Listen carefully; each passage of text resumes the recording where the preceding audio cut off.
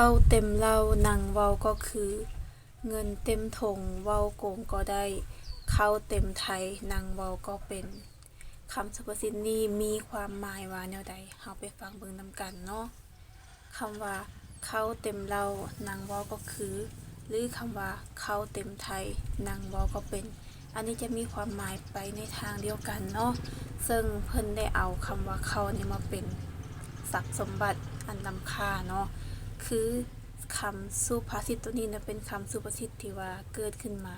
ในสมัยที่ว่าลาวเฮาในแต่ก่อนนะที่มีชนชั้นก็คือชนชั้นปกครองและชนชั้นถึกปกครองก็คือจะมีชาวนาและเจ้าที่ดินนั่นเองเนาะซึ่งในสมัยแต่ก่อนก็คือเจ้าที่ดินนะจะมีการให้กับชาวนาผู้ที่ว่าทุกข์ยากบ่มีดินดอนตอนหญ้าในการปลูกฝังก็คือการปลูกข้าวเฮ็ดไร่เฮ็ดนาน่ะนั้นจึงเฮ็ดให้ชาวนานั้นต้องได้ไปยืมที่ดินของเจ้าที่ดินนะก็คือสันนินาเนาะมาเฮ็ดไร่เฮ็ดสวนเฮ็ดนาแต่ว่าเวลาที่ว่าแบบคนละปลูกนะได้มาเฮาต้องได้เอา2ส่วนนั้นไปให้เขาและส่วนหนึ่งก็คือเป็นของชาวนานั่นเองเนาะส่วนคำที่ว่าข้าวเต็มเหล้านางเว้าก็คือหรือว่าข้าวเต็มไทยนางเว้าก็เป็นมีความหมายว่าเมื่อเฮาเป็นบุคคลใดบุคคลหนึ่งนะที่เฮามีทรัพย์สมบัติสิ่งของต่างๆว่าจะเป็นทองเนาะเป็นข้าวเนาะข้าวเฮามีอยู่เฮือนเฮามีเต็มอยู่หั่นแบบเวลาที่ว่าเฮาสิเอาออกมาเฮ็ดอยู่เฮ็ดกินหั่นนะให้เขาไปซื้อข้าวมาฟัดข้าวมาเฮ็ดหยังหั่นนะเฮาก็สามารถรอได้เฮาสามารถแบบเอาข้าวตัวนั้นไปจ้างคนอื่นมาเฮ็ดเวียกช่วยเฮาได้เพราะว่าเฮามีข้าวเต็มอยู่หั่นแล้วเด้เนาะ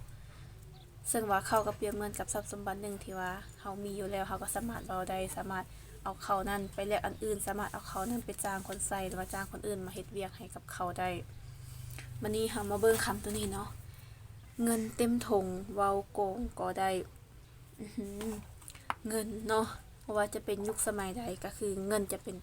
สิ่งที่ว่าสำคัญเพราะว่าเพิ่นได้เอาเงินมาเพราะว่าเพิ่นได้กำหนดให้เงินมาเป็น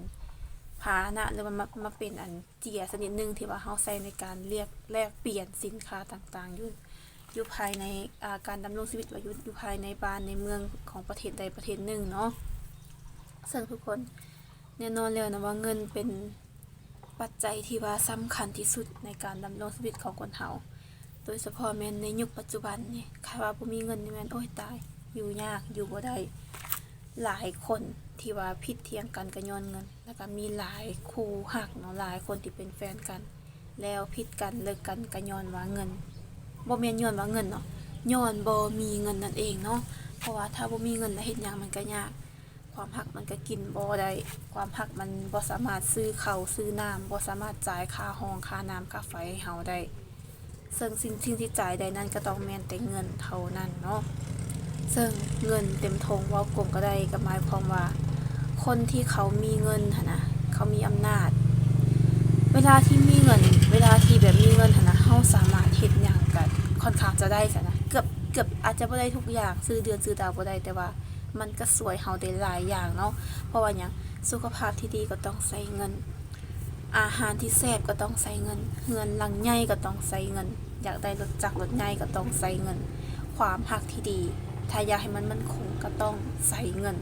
ดังนั้นเวลาที่บุคคลใดบุคคลหนึ่งมีเงินเต็มทงแม่นจะสบายใจเนาะจะสบายใจจะไปไสก็ได้จะเฮ็ดหยังก็ค่อนข้างจะได้อีกเพราะว่าเงินสามารถแก้ไขปัญหาต่างๆที่ว่ามันเกิดขึ้นได้บ่ว่าจะเป็นปัญหาเล็กหรือว่าปัญหาใหญ่เนาะส่วนหลายมีเงินแก้ไขได้ยกตัวอย่างถ้าว่าลูกหลานไปเฮ็ดผิดมาถูกตำรวจจับซะเนาะถูกตำรวจจับกักตัวไว้ถูกปรับใหม่เขามีเงินเขาก็เอาเงินตัวนั้นไปจ่ายค่าปรับใหม่แล้วก็เอาลูกเขากลับมาเฮือนได้แต่กองกันข้ามคนที่บ่มีเงินเด้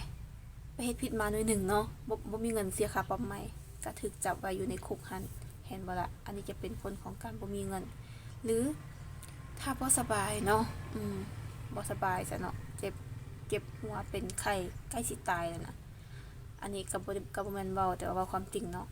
คันบ่มีเงินไปซื้อยาบ่มีเงินไปหาหมอเด้ตายแล้วล่ะแต่คนที่ว่ามีเงินเด้เขาก็ไปหาหมอไปซื้อยาไปใส่ยามันก็ดีได้ก็สวยแบบไอ้หยังวะคือสวยยืดต่อเวลาให้มีชีวิตอยู่ต่อไปได้อันนี้แหละเพิ่นว่าเป็นอำนาจของเงินอีกอย่างหนึ่งเนาะ เวลาที่ว่าคนมีเงินเขาบ่หยังอะนะเป็นตาฟังเด้เพราะว่าเขามีเงินเด้เขาให้ได้เนาะเขาให้ได้เขาเว้าแล้วคนอื่นก็เชื่อถือเพราะว่าทุกส่วนหลายคนของเขาแม่นจะค่อนข้างจะแบบมักได้น้อยหนึงหั่นแหละทุกคนค่อนข้างจะมักได้คันว่าเฮาไปอยู่นำไผเขามีเงินหั่นน่ะหรือว่าไปเฮ็ดเวียกตัวอย่างผู้นี้หาเฮาเฮ็ดเวียกเนาะเขาจ่ายเงินแต่ไปในเฮ็ดนำผู้นั้นเขาบ่จ่ายเงินเด้แน่นอนแล้วเขาก็ต้องไปเฮ็ดนำผู้ที่จ่ายเงินแม่นบ่อันนั้นน่ะเป็นอำนาจของเงินเวลาที่คนมีเงินบ่หยังมันก็